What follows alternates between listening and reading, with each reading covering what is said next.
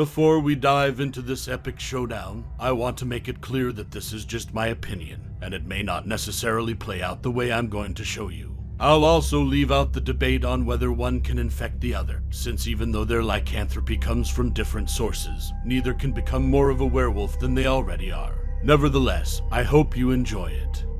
One was infected with the infectious bite that contained the curse of lycanthropy by a brown werewolf named Velkan Valerious. The other was an immortal who had a strain of a virus in his genes that caused mutations in his DNA when combined with another species' DNA, and he was bitten by a rabid black wolf. Van Helsing is essentially an archangel who was incarnated into a human at his own request. He was God's left hand and served as his messenger and herald of destruction. After his incarnation as a human, Gabriel wandered the world fighting many wars until he met Count Dracula, who was not yet known by that name. They became brothers in arms, but Dracula broke his vow of celibacy and performed dark magic to resurrect his beloved. For this, he was punished by the Knights of the Holy Order, and Van Helsing was given the responsibility of executing his friend. As a result, he asked God to erase his memory. For many years, Gabriel wandered the earth until he arrived at the Vatican, where he was trained as a hunter of supernatural creatures and managed to defeat many of them throughout his monster hunting career. Our other opponent, William Corvinus, is one of the sons of the immortal Alexander Corvinus. Just like his father, he was born with the gift of immortality. One day, while out for a horse ride with his twin brother Marcus, they were attacked by a large, rabid black wolf. The wolf bit William before being killed. After this incident, William underwent a strange metamorphosis that turned him into the first werewolf in the underworld universe. For centuries, William ravaged entire villages and towns, infecting the inhabitants with his bite and turning them into werewolves like himself. He could even bring the recently deceased back to life, transforming them into werewolves too. This went on for a long time until William was finally captured by Victor's death dealers and imprisoned for many centuries. During this time, he remained alive in a self-induced state of hibernation until he was freed by his brother Marcus, only to be killed by Selene. Both William and Marcus have the most characteristic abilities of an average werewolf, such as heightened senses and great ferocity. They can run at great speeds and are extremely agile. Both possess immense strength that far surpasses other creatures, have great resistance to physical damage and common weapons, and have an accelerated healing factor. In the case of Van Helsing, he is practically invulnerable to common firearms, but highly vulnerable to silver weapons, whereas William can be hurt by common weapons but has a high resistance to silver. To give you a better idea of the incredible power of these two werewolves, let me show you some of their feats, starting with William. As the first werewolf, William is the strongest of his kind, but unlike his progeny, he's not a mindless beast. He proved this by evading vampires for centuries and intentionally attacking unprotected small villages, using stealth and lightning-fast attacks to take down his prey. His strength was so immense that he could send a vampire flying with just a tug of his arm, even when the vampire was wearing heavy armor. After being captured by Victor, he was able to survive for centuries without food or drink, and could enter a state of hibernation in which, unlike vampires, he didn't lose any body mass and remained perfectly preserved. Despite his massive size, he could leap great distances and move quickly. It's speculated that the magnitude of his strength and ferocity is much greater than what's shown in the movies, as he was only seen on screen for a very short time and was also weakened by his long state of hibernation without any sustenance. He faced Selene, who had modern weapons, and shortly after, he faced the first hybrid creature who was also one of the strongest in this universe.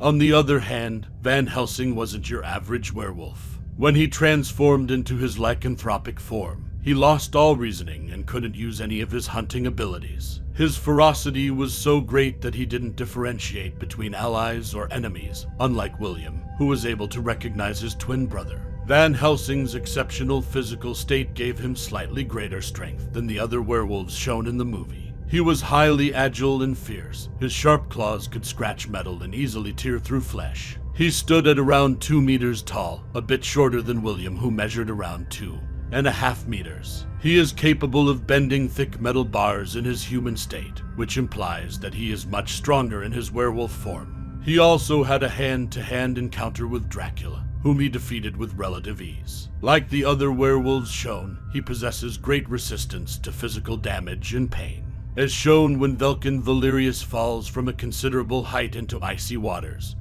and survives, and also when he withstands the large electric charges that run through his body. Unlike William, Van Helsing is highly dependent on the full moon for his transformation, leaving him at a disadvantage against other creatures and, of course, against William if they were to face each other. His high vulnerability to silver could also be a factor against him, but since William isn't intelligent enough to use any kind of weapons, this wouldn't pose a problem. To level the battlefield where these two titans would clash, it would have to be in the same ruins of the castle where Van Helsing slayed the infamous Dracula. The full moon, casting an eerie glow on the ancient stones, would be the only witness to this epic encounter. Just like a pair of common wolves, these two beasts would circle each other, their eyes locked in a silent challenge. After a few moments, they would charge at each other, with William having the advantage due to his weight and size. He would hit Van Helsing so hard that he would be stunned for a moment, but he would quickly recover and proceed to attack with his claws, scratching William repeatedly and biting him on the shoulder, tearing a piece of flesh with his highly sharpened fangs. William would defend himself by biting Van Helsing's arm and tearing his bicep muscles. They would both separate, and their wounds would quickly start to heal, only to charge at each other again in a brutal exhibition of fangs, claws, and blood. Van Helsing would gain the upper hand by entering a state of absolute ferocity, attacking William so many times and so fast that he wouldn't be able to heal quickly enough. But William would manage to anticipate these attacks with a brutal blow that would make Van Helsing step back. Then he would launch himself onto Van Helsing, throwing him to the ground and attempting to bite his throat to crush his trachea, but Van Helsing wouldn't allow it. He manages to scratch William's eye, making him let go, and proceeds to attack him once again, but this time using his fists to make the great white beast that is William step back. William, a little confused by the barrage of attacks he has received, manages to recover and launches a fierce counterattack against Van Helsing. He grabs Van Helsing by the jaw and tries to break it with his immense strength. They struggle for a few seconds, but Van Helsing manages to bite off several of William's fingers. Enraged and injured, William charges again and bites Van Helsing's arm, breaking it. Van Helsing roars in pain and tries to free himself from William's powerful jaws, but William lets him go, only to unleash a barrage of crushing blows that leave Van Helsing almost unconscious. He staggers back to catch his breath, while William tries to charge him again.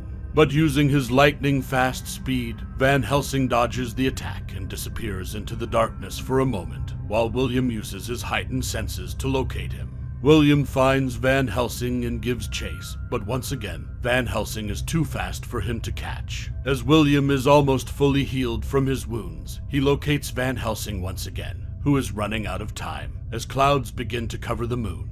William charges at Van Helsing again, but he evades the attack and quickly moves behind him. He bites William on the back of his neck, tearing off a large piece of flesh. Weakened by the attack, William falls to the ground and tries to fight for his life, while Van Helsing bites his throat, tearing out his entire windpipe. Thus, Van Helsing emerges victorious from this battle of beasts. In conclusion, the intense battle between William and Van Helsing has come to an end, with Van Helsing emerging victorious.